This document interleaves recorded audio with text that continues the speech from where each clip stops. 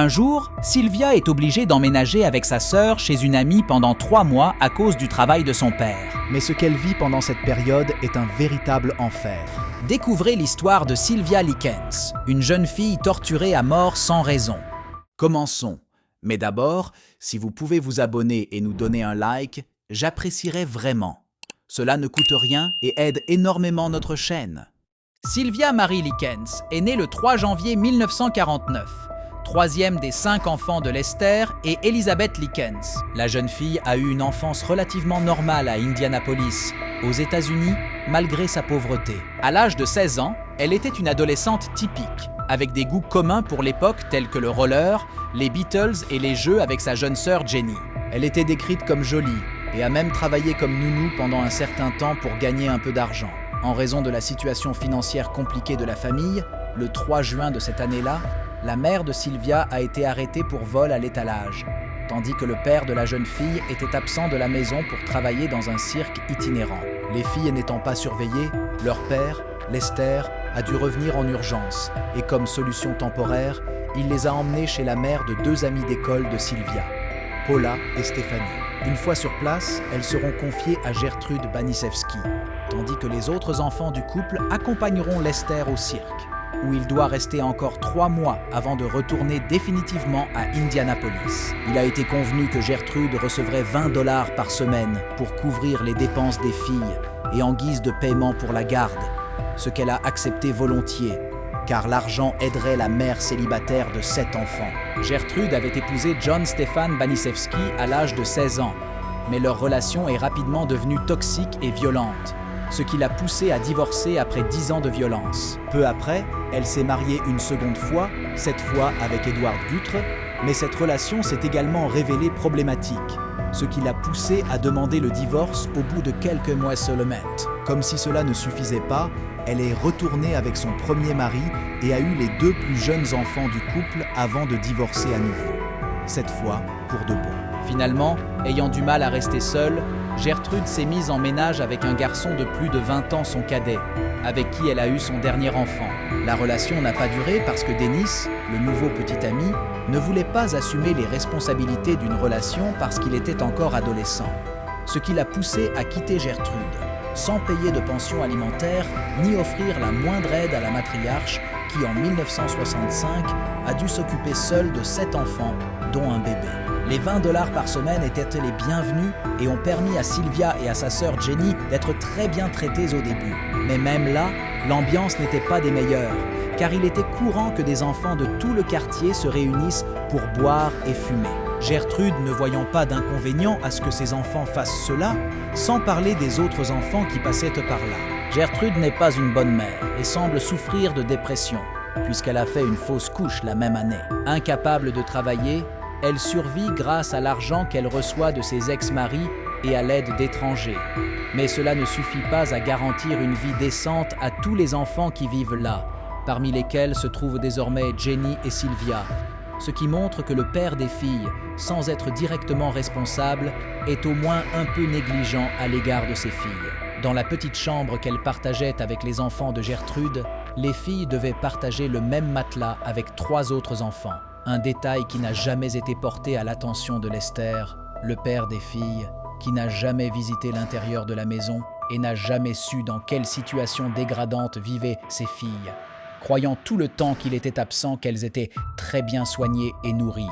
Et en fait, il ne se passait rien jusqu'à ce que le père des filles retarde le paiement des 20 $, car parfois le cirque était trop loin et l'argent mettait trop de temps à arriver. Cela a commencé à alimenter la haine de Gertrude, qui ne voulait pas s'occuper des filles gratuitement. Dans le même temps, Sylvia, qui vivait du strict minimum, voulait gagner un peu d'argent pour acheter des choses pour elle et sa sœur, ce qui l'a incité à commencer à collecter des bouteilles pour les recycler dans l'espoir de gagner un peu d'argent.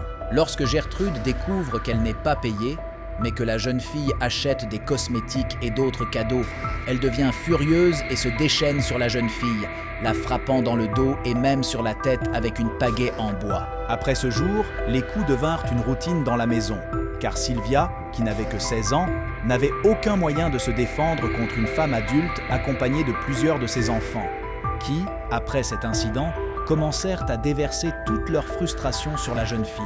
En moins d'un mois, Sylvia subit déjà des sévices quotidiens, qui ne s'étendent pas à sa jeune sœur, qui semble avoir suscité la sympathie de Gertrude parce qu'elle souffre des séquelles de la poliomyélite qu'elle a contractée dans son enfance. C'est à la même époque, en août 65, que les filles aînées de Gertrude ont commencé à inventer des histoires à l'école que tous les enfants fréquentaient, selon lesquelles Sylvia se prostituait, avait un amant en Californie et inventait des histoires sur les autres filles.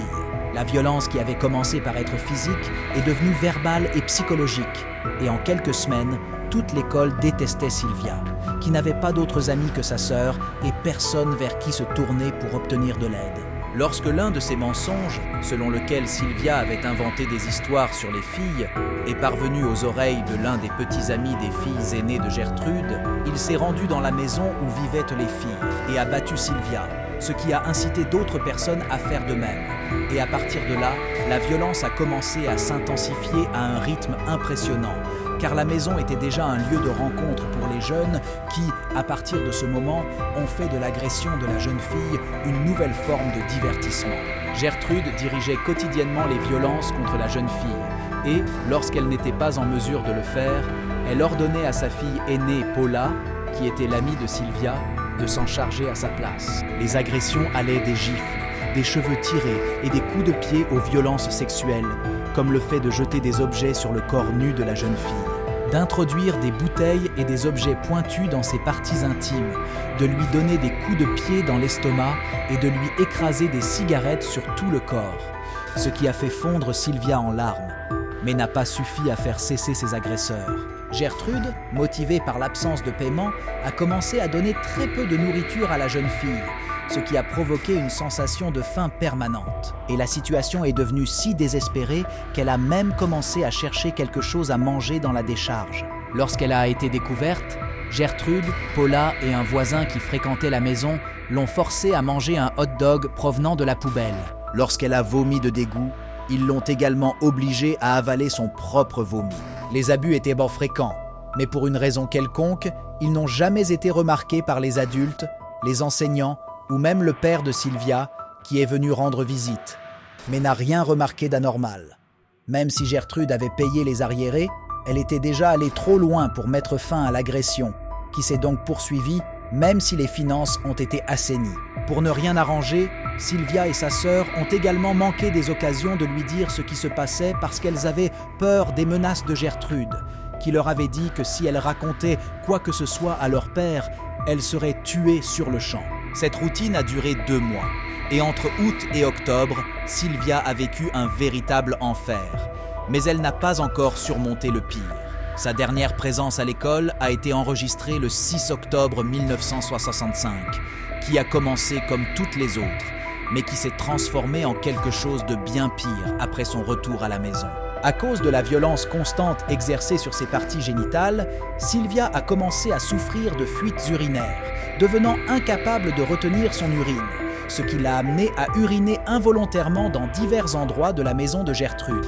Ce jour-là, la femme a perdu patience et, après une nouvelle séance de coups, elle l'a jetée dans la cave et l'y a attachée avec l'aide du petit ami de l'une de ses filles. Les séances de torture ont commencé contre Sylvia qui, attachée, ne pouvait rien faire pour se défendre. Les pratiques se poursuivent de la même manière. Des objets sont lancés, des mégots de cigarettes sont introduits et pendant un certain temps, certains enfants commencent à utiliser le corps de la jeune fille comme cible pour leur entraînement au karaté. Le bain de la jeune fille, qui était incapable d'aller aux toilettes ou de se nettoyer, était fait avec de l'eau brûlante, ce qui rendait sa peau rouge et pleine de cloques. Alors que sa peau était très sensible à cause de ses brûlures, des enfants sont venus et ont commencé à écrire sur son corps avec des aiguilles. L'écriture la plus frappante étant le mot « pute » sur son ventre. Comme elle n'allait plus à l'école, les services sociaux ont été appelés et se sont rendus chez Gertrude pour comprendre ce qui se passait. Et on peut dire que c'était la dernière chance de Sylvia de s'en sortir vivante. Lorsqu'ils ont trouvé la jeune fille, qui avait été amenée à l'étage, Gertrude a inventé une histoire, disant qu'elle était couverte de cicatrices, d'ecchymoses et en état de malnutrition parce qu'elle s'était enfuie de chez elle et ne s'était pas encore remise des maladies qu'elle avait contractées pendant son séjour à l'étranger. Trop effrayées pour nier, ni Sylvia ni sa sœur n'ont le courage de dire la vérité, et les assistantes sociales partent en croyant que la fillette retournera à l'école dans quelques jours, alors qu'elle ne mettra plus jamais les pieds dehors. Lorsqu'elle est ramenée au sous-sol, elle est à nouveau attachée et commence à être privée d'eau, de nourriture et même de toilettes. Elle devait tout faire à même le sol, ce qui ne faisait qu'aggraver son état, motivant Gertrude à poursuivre les bains d'eau brûlante pour enlever toute la saleté et le péché. C'est à ce moment-là que la jeune fille semble perdre sa vitalité et avoue à sa sœur qu'elle n'en peut plus. Par coïncidence, quelques jours plus tard, au cours d'une séance de torture, elle se mit à convulser, ce qui provoqua une panique dans la maison. Gertrude et ses filles craignant d'être découvertes si la jeune fille mourait.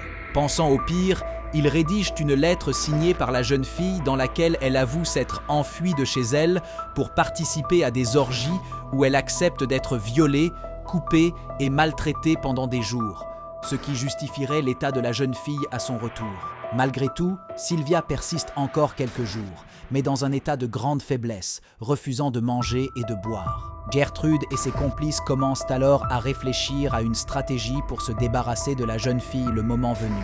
Au cours de l'une de ces conversations, Sylvia a entendu qu'il prévoyait de l'abandonner dans une forêt pour y mourir. Cela a motivé la jeune fille à essayer de s'échapper, et elle a même réussi à sortir de la maison, mais elle a été rapidement rattrapée et ramenée, où elle a été à nouveau torturée, alors qu'elle était déjà affaiblie et proche de la mort. Le 25 octobre, au cours d'une nouvelle séance de torture, Sylvia s'évanouit, et lorsqu'elle se réveille seule dans la cave, elle rassemble toutes ses forces pour crier à l'aide aux voisins, mais personne ne semble l'entendre. Et elle ne s'arrête que lorsque Gertrude et ses complices descendent pour la menacer. Le lendemain, le 26, au cours d'un des bains chauds, Gertrude et sa fille Stéphanie ont jeté de l'eau sur la jeune fille, qui a cessé de respirer et est morte après presque 3 mois de souffrance incommensurables. Stéphanie a même essayé de la réanimer avec des gestes de premier secours, mais en vain. N'ayant pas d'autre choix, Gertrude et ses filles ont nettoyé la cave, détruisant toute preuve de ce qu'elles avaient fait, récupéré la lettre que Sylvia était censée avoir écrite après son retour de l'évasion, et après avoir menacé Jenny de ne pas dire la vérité à la police, elles ont appelé les services d'urgence pour la jeune fille. Arrivés sur place, ils trouvent le corps de la jeune fille propre, mais plein d'ecchymoses, de coupures et de blessures.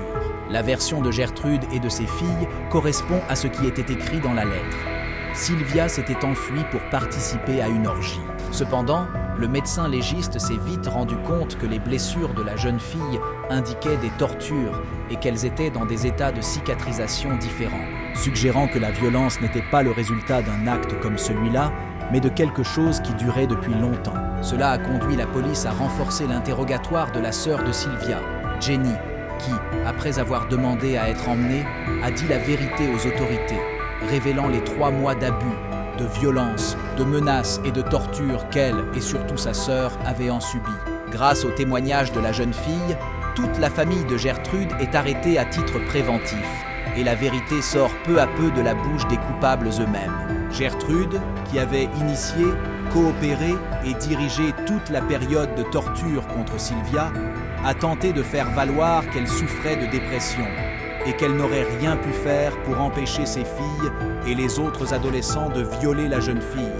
Mais les autorités n'ont même pas pris en considération cette histoire, la condamnant pour meurtre 17 jours seulement après son arrestation, lui faisant purger une peine de prison à vie à compter de ce jour fatidique. En outre, sa fille Paula a été arrêtée pour meurtre au second degré et condamnée à 3 ans de prison, tandis que l'autre fille, Stéphanie, a été libérée faute de preuves permettant de l'incriminer. Les petits amis ont également été inculpés pour torture et mauvais traitement et ont écopé chacun d'une peine de 21 ans. Jenny a réussi à être sauvée et est allée vivre avec sa sœur aînée jusqu'à ce que sa mère soit libérée de prison. Malgré tous les traumatismes qu'elle a subis, elle a réussi à mener une vie normale par la suite, ne s'exprimant publiquement que le jour de la mort de Gertrude, disant qu'elle était heureuse de savoir qu'un tel monstre n'existait plus dans notre monde. Aujourd'hui encore, cette affaire est considérée comme la plus horrible de la région d'Indianapolis. Des églises ont érigé des mémoriaux en l'honneur de Sylvia, rappelant le crime horrible et le cauchemar que la jeune fille a subi à cause de la négligence de son père et de la peur paralysante d'être en compagnie d'une psychopathe comme Gertrude et ses filles.